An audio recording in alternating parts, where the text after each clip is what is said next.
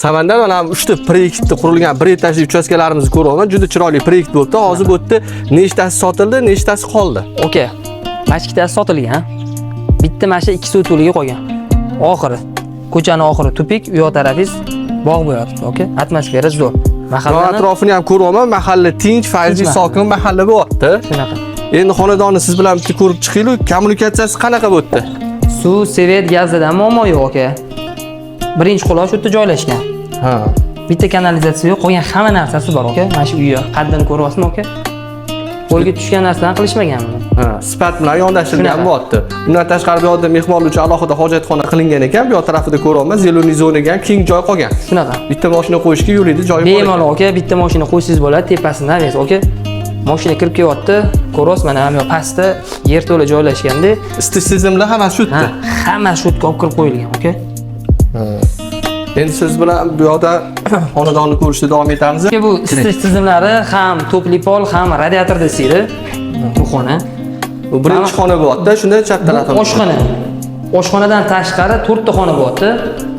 Oshxonani ko'ryapsiz, lustralari o'sha hammasi ilib qo'yilgan, ham radiator ham qo'yib qo'yilgan. Koridorni ko'ryapsiz, ana kichkina padarka koridor tashalmagan. Ha, keng ekan. Keng. Keling, mana sizga mehmonxona ko'rsataman. Mehmonxona ham kichkina emas, mehmonxona ham katta. Bu yerda mana ham ikkita radiator tashab qo'yilgan, ko'ryapsizmi? Oynalari hovliga qaragan ekan-da, shunda. Topli pol, radiator ham radiatorda isiydi. Ha. Aboylarni ham yaxshisini yopishtirishibdi. Ko'zi charchatmaydigan oq aboylar bo'libdi. Chap tarafimizda bu yerda hozir azdenli hojatxona joylashgan ekan-da. Shunaqa. Hojatxonasi addenni, yuvinish xonalari alohida ekan. Alohida. Navbatdagi xonamiz bu bolalar yotoqxonasiga mo'ljallanganmi deyman yo? Bu spalniya, okey? Spalniya bo'ldi. Mana oilani shoxidan joy ham qoldirilgan ekan-da. Shuna guli qo'ymaysiz, okey? Pishgang'ish, qong'ish qilib, aralash qilib terilgan.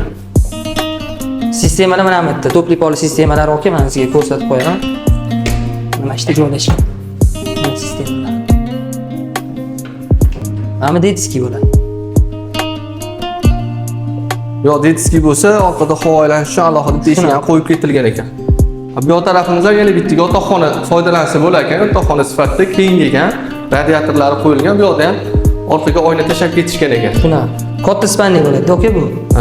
Umumiy hisobda shunda xonalar 4 xona bo'lyapti. Samandar uyi ko'rdi, bir etajli kompaktli chiroyli xonadon bo'pti. Narxiga nech pul so'rayapsizlar? Okey, buni 85 ming so'raymiz, yana kelishtirib beramiz. Ozgincha unaqa ko'p emas. Kelib ko'rishsin, okey, klientlar. Yo'qsa gaplashaveramiz. Manzilni qaytadan eslatib yuboring.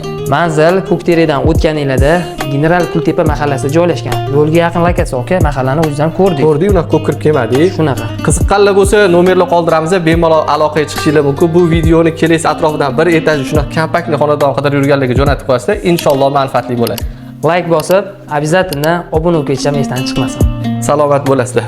Qo'llab-quvvatlab turasizlar.